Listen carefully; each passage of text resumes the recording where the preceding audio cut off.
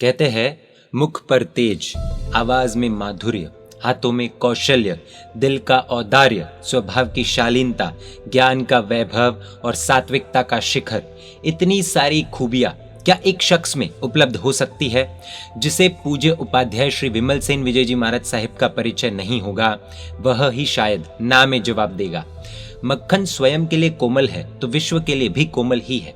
पत्थर अपने आप में कठोर है तो दुनिया के लिए भी कठोर ही है। लेकिन कुछ विरल विभूति ऐसी है कि जिसे देखने पर लगता है कि वे स्वयं के लिए जब कठोर बनती है तब आश्चर्य होता है कि इतनी कठोरता, और वे ही जब दुनिया के लिए कोमल बनती है तब आश्चर्य होता है कि इतनी कोमलता। हम बात कर रहे हैं विरल व्यक्तित्व के स्वामी यानी कि अजात शत्रु, सिद्धांत रक्षक, पूज्यपाद उपाध्याय श्री विमल सेन विजय जी महाराज साहिब के बारे में। आज संवत 2078 महासुदी 11 है। आज पूज्यपाद श्री का 70वां दीक्षा दिवस है। आइए आज इनके बारे में कुछ विशेष बातें जानने का प्रयास करते हैं। दीक्षा जीवन स्वीकार किया तब से लेकर अब तक उपाध्याय भगवंत ने साधु भगवंतों की सेवा के अवसर गवाए नहीं। ऐसा कह सकते हैं कि उन्होंने सेवा के अवसर ढूंढ ढूंढ कर भाव से सेवा करने का कार्य किया है। स्वयं को आयम्बिल की 100 ओली जैसी भीष्म तपस्या होने के बावजूद भी उन्होंने नवकारसी करने वाले महात्मा की भी जी जान से सेवा की है। एक बार मुंबई से अहमदाबाद का 500 किलोमीटर का लंबा विहार तेजी से चल रहा था। गुरुदेव पूज्य श्री प्रेम सुरेश्वर जी महाराज साहिब एवं श्री भुवन भानु सुरेश्वर जी महाराज साहिब के साथ पूज्य श्री तो थे ही, पूज्य मणिप्रभ विजय जी महाराज साहिब आदि भी थे। पूज्य श्री एवं तपस्वी मुनिराज पूज्य मणिप्रभ विजय जी महाराज साहिब को लंबी वर्धमान तप की आयम्बिल की ओलियां चल रही थी। सभी गुरु भगवंत गुरुदेव श्री प्रेम सुरेश्वर जी महाराज साहिब के साथ सुबह में जिस स्थान पर पहुंचने वाले होते थे वहीं पर पूज्य श्री एवं तपस्वी मुनिराज एक दिन पहले शाम को ही पहुंच जाते थे। सुबह में जब सभी गुरु भगवंत पहुंचते थे तब देखकर अचंभित हो जाते थे, क्योंकि पूज्य श्री और तपस्वी मुनिराज सभी के लिए नवकारसी बहर कर आ गए होते थे। यानी कि सभी गुरु भगवंतों को नवकारसी रेडी मिलती थी और दोनों महात्मा आगे विहार के लिए दूसरे महात्माओं की झोली लेकर निकल जाते थे। दोपहर 12 या 12:30 बजे आगे के स्थान पर पहुंचकर बिना बताए जो भी मिले वह बहर कर निर्दोष आयम्बिल कर लेते थे। कई बार तो ऐसा हुआ है कि सिर्फ रोटी और पानी मिलना भी मुश्किल हो जाता था।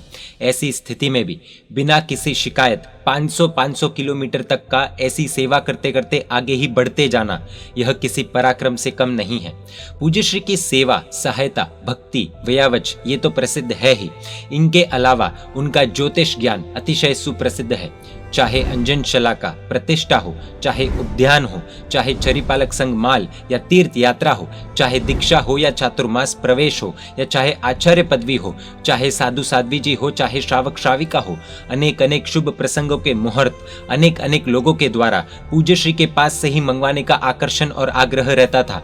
इतना ही नहीं, स्व समुदाय हो या पर समुदाय, एक तिथि के हो या 2 तिथि के हो, स्वगच्छ हो या अन्य गच्छ, स्व संप्रदाय हो या अन्य संप्रदाय हो, सैकड़ों मुहूर्त देकर पूज्य श्री ने जिन शासन की अद्भुत सेवा की है, संघ पर अनेकों उपकार किए हैं। आज पूज्य श्री की बुजुर्ग उम्र एवं नरम तबीयत के चलते कुछ समय से ही मुहूर्त निकालना बंद हुआ है। बाकी कुछ महीने पहले तक अनेकानेक मुहूर्त पूज्य श्री ने ही निकाले हैं और उनके द्वारा निकले मुहूर्त में कभी भी किसी को देखना या सोचना नहीं पड़ता था। इमारत तो सबको दिखती है, नींव पर किसी की नजर नहीं जाती। पेड़ सभी को दिखता है, जड़ नहीं। ठीक उसी प्रकार लोगों के दिल में जिस परमात्मा के जिनाले या जिन बिंब को देखकर भाव उमड़ते हैं, उन मंदिर इत्यादि प्रसंगों में होने वाली करोड़ों रुपए की बोलियां देख लोग खुश होते हैं। लेकिन इन सब के पीछे नींव में रहे पूज्य श्री को यदि किसी ने देखा हो तो पता चले कि एक मुहूर्त निकालने में कई घंटे, कई दिनों तक उंगली से गणित करते हुए मकर, धन, कुंभ इत्यादि राशि ग्रह को समझकर एक एक सेकंड तक के परफेक्ट मुहूर्त निकालना कितनी जबरदस्त साधना है इनकी। कुछ सालों पहले जब पूज्य श्री का स्वास्थ्य नरम था, तब पूज्य श्री 7वीं मंजिल से चलकर नीचे आए।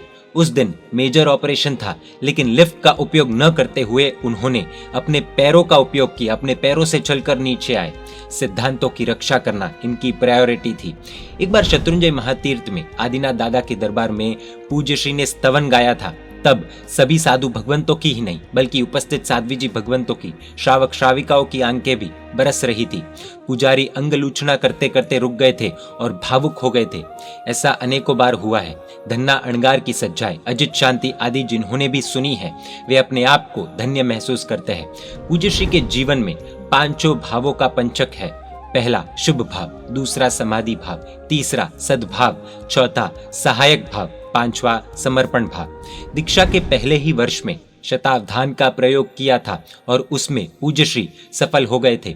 शतावधान अर्थात एक साथ सैकड़ों की संख्या में अलग अलग चीजें याद रखना, उसके बाद बीच में से कोई भी क्रम में पूछे तो उसे बताना। पूज्य श्री शतावधानी महात्मा है, लेकिन बहुत कम लोगों को इसकी जानकारी है।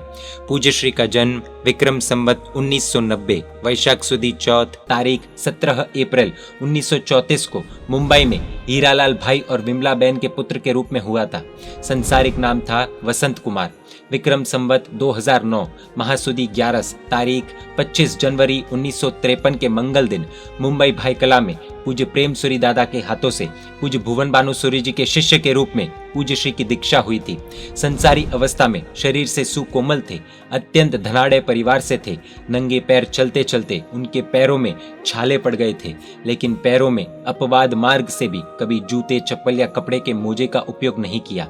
चाहे कैसी भी कड़ाके की ठंड हो, उन्होंने दूसरा कंबल कभी उपयोग नहीं किया। जिन शासन की एक सुंदर घटना देखते हैं। पूज्य श्री द्वारा औचित्य का एक अतुल्य प्रसंग। जानकारी के लिए बता दें कि जिनके प्रवचन आज लगभग हर घर में सुनाई देते हैं, हम सब सुनते हैं, ऐसे पद्म भूषण जैन आचार्य श्री रत्न सुंदर सुरेश्वर जी महाराज साहेब की आचार्य पदवी पूज्य उपाध्याय श्री जी के हाथों से ही हुई थी। पूज्य रत्न सुंदर सुरेश्वर जी महाराज साहेब उनसे संयम पर्याय में कनिष्ठ थे, इसलिए वंदन इत्यादि व्यवहार करते थे। लेकिन जैसे ही पूज्य रत्न सुंदर सूरी जी की आचार्य पदवी हुई कि पूज्य उपाध्याय श्री समेत सभी ने पूज्य रत्न सुंदर सूरी जी को वंदन किया। वंदन लेने वाले जब वंदन करने लगे तब किसी की भी आंखें आंसुओं से भर जाएगी। पूज्य रत्न सुंदर सूरी जी भी उस समय रो पड़े थे। पदवी का समारोह पूर्ण होते ही बैंड बाजे गाजे के साथ उपाश्रय जाने का समय आया। तब औचित्य पालन में शिखर स्पर्शी उपाध्याय जी पूज्य रत्न सुंदर सूरी जी से 2 कदम पीछे चल रहे थे। पूज्य रत्न सुंदर सूरी जी ने आगे आने को भी कहा होगा, लेकिन उनका औचित्य उन्हें रोक रहा था। आचार्य पद की गरिमा का सम्मान बरकरार रखने के लिए बिना किसी के कहे पीछे चलकर जिन शासन की मर्यादा सभी को समझा दी। पूज्य श्री के हाथों से 125 से ज्यादा देरासर एवं घर देरासर की प्रतिष्ठा हुई है। 70 से ज्यादा दीक्षा प्रदान की है। आचार्य पन्यास एवं गणिपद प्रदान किए हैं। दुनिया में शायद और कहीं देखने को न मिले ऐसे एक ही स्थान पर 511 भगवान देख सके, ऐसा जिनालय बाकरोल अहमदाबाद में उनकी प्रेरणा से बना है। प्रकरण ग्रंथ, आगम ग्रंथ से लेकर छेद ग्रंथ तक के सभी कठिन ग्रंथों के ज्ञान के स्वामी होने के बावजूद व्याख्यान की पाठ से सदैव दूर ही रहे हैं।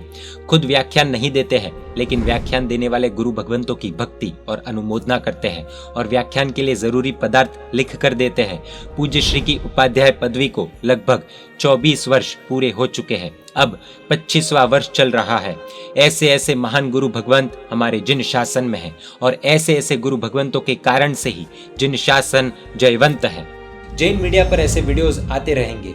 देखने के लिए आपको Jain media YouTube channel subscribe कर नोटिफिकेशंस के लिए बेल आइकन प्रेस करना होगा। आप हमें फेसबुक और इंस्टाग्राम पर भी फॉलो कर सकते हैं। परमात्मा के आज्ञा विरुद्ध कुछ भी कहा हो तो मिच्छामि दुक्कडम। जय जिन शासन, जय महावीर।